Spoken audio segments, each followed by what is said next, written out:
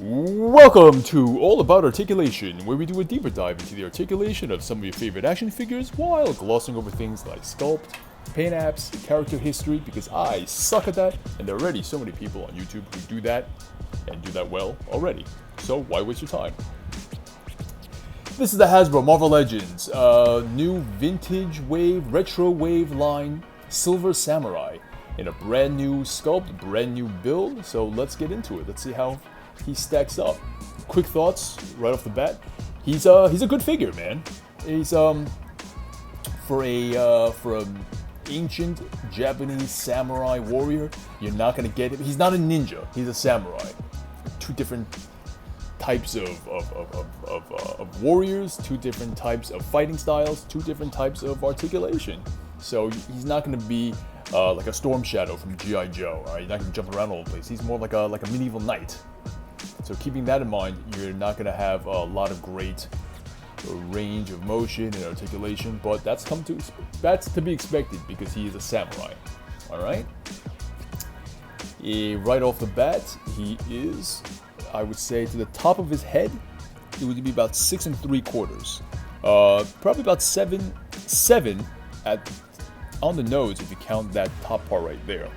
But if you just want to know his true height without knocking him over, he is, I would say, 6 3/4. Yeah, it's generous, but what are you gonna do?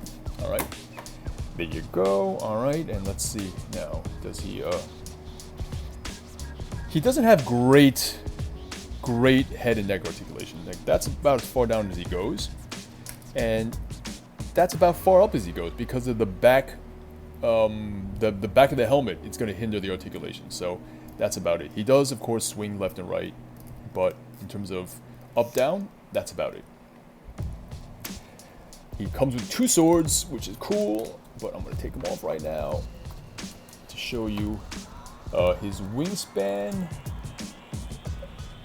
First of all, wait, his wingspan, his shoulders does not go all the way flat.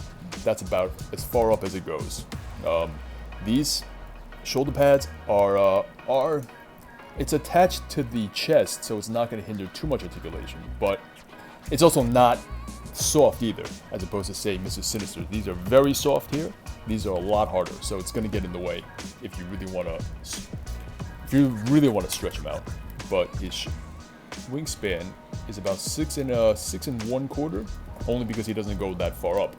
So his hot tub pose is as such. That's it, as far as he goes. He has an upper bicep swivel, double jointed elbows that do bend a good amount.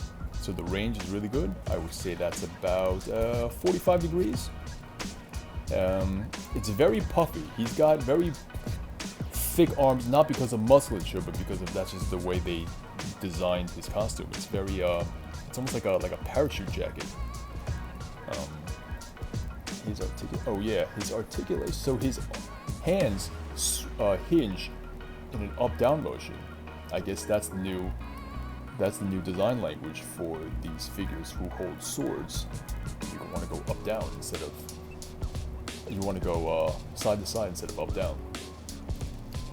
And you can place these swords in here. There you go. He does not have that traditional ab crunch mechanism. He has the ball joint, so it rotates all around. He goes down that far. Not too far down. But he extends. His back extension goes a lot further back than his ab crunch. He has these skirt type things. They're coming 1, 2, 3, 4. So you have slits that you can slide his leg out, so it won't hinder too much articulation. Not that it's too hard, but it's not too soft either. The skirt pieces are the same material as the shoulder pieces, so they are hard. They are a bit stiff, but it's okay. He can do a split that far, so it's really cool. He goes down really far.